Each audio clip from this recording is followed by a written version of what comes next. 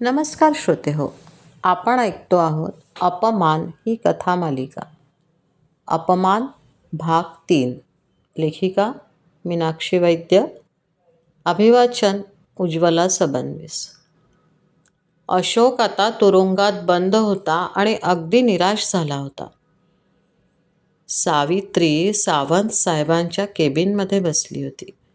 सावंत आत आले तसं तिने विचारलं, अशोकने गुन्हा कबूल केला? सावंत म्हणाले, कसा कबूल करणार नाही? 4 लाठ्या पडल्यावर पोपटासारखा बोलायला लागला. सावित्रीबाई, तुमच्यासारखी व्यक्ती मी आजपर्यंत बघितली नाही. आपल्या मुलांनी गुन्हा केल्यावर त्याला वाचवण्याची धडपड सगळे आईवडील करतात. तुम्ही तर स्वतःहून या गुन्ह्याची माहिती आम्हाला दिली, जी की आम्हाला कधी कळली नसती की असा गुन्हा घडलाय. आणि आता तुमच्या डोळ्यात पाणी? सावित्री धीर गोळा करून म्हणाली, साहेब, कसाही असला तरी तो माझा मुलगा आहे. त्यामुळे त्याच्या काळजीने एका डोळ्यात पाणी आहे तर दुसऱ्या डोळ्यात कुकर्माला लपवून ठेवण्याचा गुन्हा आपण केला नाही याचं समाधान आहे. समाधानाचे अश्रू आहेत साहेब हे. साहेब, मला त्या चौघांशी एकदा बोलायचं आहे, सावित्री सावंतांना म्हणाली. त्याचे बाकी मित्र पकडल्या गेले की तुम्हाला बोलवीन, इन्स्पेक्टर सावंत म्हणाले. सावंतांनी असं म्हणताच सावित्री ठीक आहे असं म्हणत खुर्चीवरून उठली. पण उठताना आपल्या अंगातील अगदी त्राण गेलाय असं तिला वाटत होतं. आज ठरलेल्या ठिकाणी मन्या, सत्तू, देवेश आले होते. अजून अशोक का आला नाही? या सत्तूच्या वाक्यावर देवेश खो हसला आणि म्हणाला, ती दुपारची फिल्म बघितली ना, अजूनही मन उंडारत असेल त्याचं. त्यावर सगळे हसायला लागले. तेवढ्यात त्यांना अशोक येताना दिसला.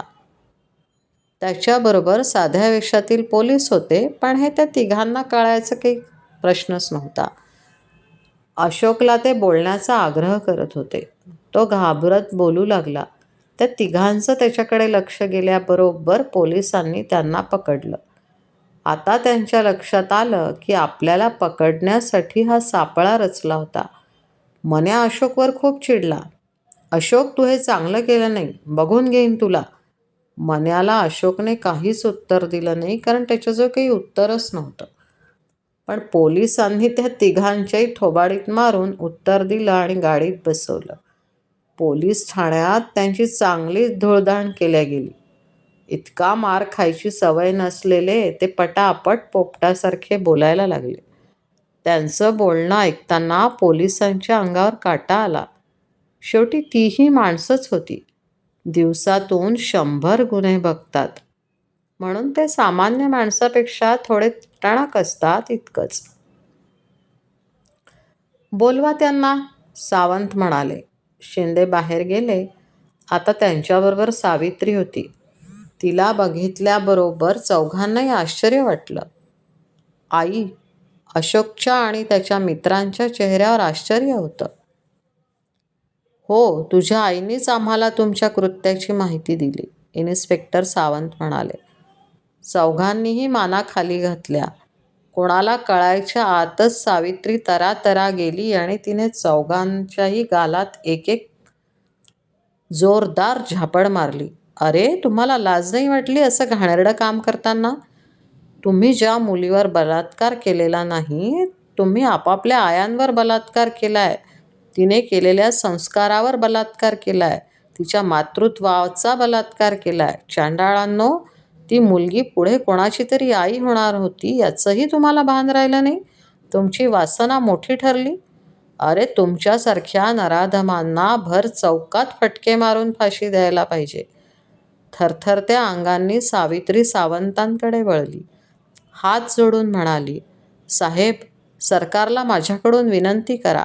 ज्या अवयवामुळे यांना हे कृत्य करायची इच्छा झाली, ज्या अवयवामुळे ही मुलं लिंगपिसाट झाली, ते लिंगच छाटून टाका तर. अशी शिक्षा झाल्याशिवाय असं कृत्य करणाऱ्यांना वचक बसणार नाही. साहेब, हा गुन्हेगार माझा मुलगा नाहीच. ज्या दिवशी याच्या मनात हे काम करण्याचं आलं त्याच दिवशी तो मला मेला साहेब. हा गुन्हेगार आहे, याला कठोर शिक्षा द्या, याला कठोर शिक्षा द्या.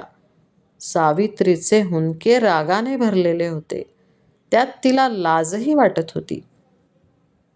अशोक, तू जन्मला तेव्हा वंशाचा दिवा आला आहे असे घरचे सगळे म्हणत होते रे. पण ते सगळे मूर्ख होते. तू दिवा नाहीस तर कोणाच्या तरी घरातील पणती विझवणारा वणवा आहेस, राक्षसी वणवा आहेस. अशोक, तू अत्यंत खराब वागलेला आहेस. अशोक, तू राक्षस आहेस. अशोक, तू कसा काय माझ्या या कुशीतून जन्म घेतला. तिला रडून आता बोलणं सुचत नव्हतं. रडल्याने तिचं सगळं अंग थरथर थरथर कापत होतं. रडत रडतच तिने आपला पदर तोंडात कोंबला. अशोक आणि ते त्याचे तिन्ही मित्र मान खाली घालून उभे होते. सावंत मात्र आश्चर्याने सावित्रीकडे बघत होते. सावित्री रडत रडतच पदराने चेहरा झाकत बाहेर पडली. पुढे अशोकचं काय होईल बघूया पुढच्या भागात.